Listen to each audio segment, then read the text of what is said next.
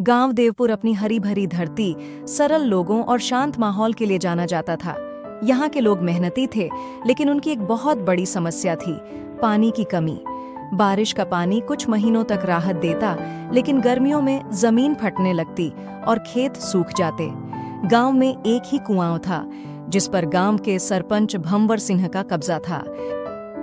इसी गांव में नरेंद्र नाम का एक ईमानदार और मेहनती किसान अपनी पत्नी सावित्री और बेटी किरण के साथ रहता था। नरेंद्र की जमीन उपजाऊ थी, लेकिन पानी की कमी के कारण वह फसल नहीं उगा पाता था। हर दिन उसकी बेटी किरण उससे पूछती, पिताजी, हमारे खेत में भी हरियाली कब आएगी? बस बेटी, भगवान को हमारी मेहनत पर यकीन दिलाने में थोड़ा वक्त लग रहा है। एक दिन नरेंद्र ने हिम्मत जुटाई और गांव के सरपंच भंवर सिंह के पास गया। सरपंच जी, मेरी फसलें सूख रही हैं। कृपया मुझे कुछ पानी दे दीजिए। पानी चाहिए तो हर महीने मेरे खेतों में मुफ्त काम करना होगा। सरपंच जी, पानी तो सभी के लिए भगवान का दिया हुआ है। इस पर किसी एक का हक कैसे हो सकता है? कान खोलकर सुन लो नरेंद्र, ये मेरा कुआं है और इसके पानी पर मेरा हक है। अगर पानी चाहिए तो मेरी शर्त मानो। नरेंद्र को अब समझ आ गया था कि उसे अपनी समस्या का हल खुद निकालना होगा। उस रात नरेंद्र बहुत बेचैन था।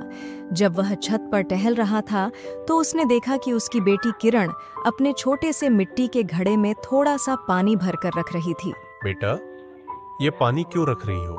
पिताजी, अगर मैं रोज थोड़ा थोड़ा पानी इकट्ठा करूं, तो शायद हमारे खेत के लिए कुछ पानी इकट्ठा हो जाएगा। नरेंद्र की आंखों में आंसू आ गए। वह समझ गया कि अब उसे किसी के आगे झुकने की जरूरत नहीं है, बल्कि अपनी मेहनत पर भरोसा करना होगा। अगली सुबह नरेंद्र जंगल की ओर गया ताकि वह कोई और रास्ता ढूंढ सके। तभी उसने देखा कि एक सुनहरे पंखों वाला पक्षी घायल पड़ा था। पिताजी, हमें इसकी मदद करनी चाहिए।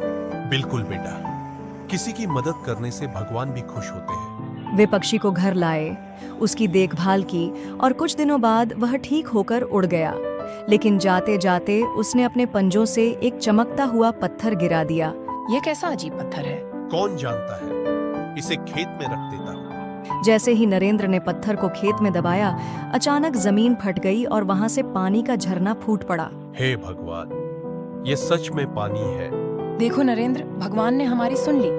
गांव वाले दौड़कर आए और यह चमत्कार देखकर दंग रह गए। अब नरेंद्र का खेत पानी से भर गया था। सरपंच के पास कुआं था, लेकिन उसने किसी की मदद नहीं की। भगवान ने खुद नरेंद्र की मदद कर दी। जब सरपंच भंवर सिंह को यह खबर मिली तो वह जलन से तिलमिला उठा।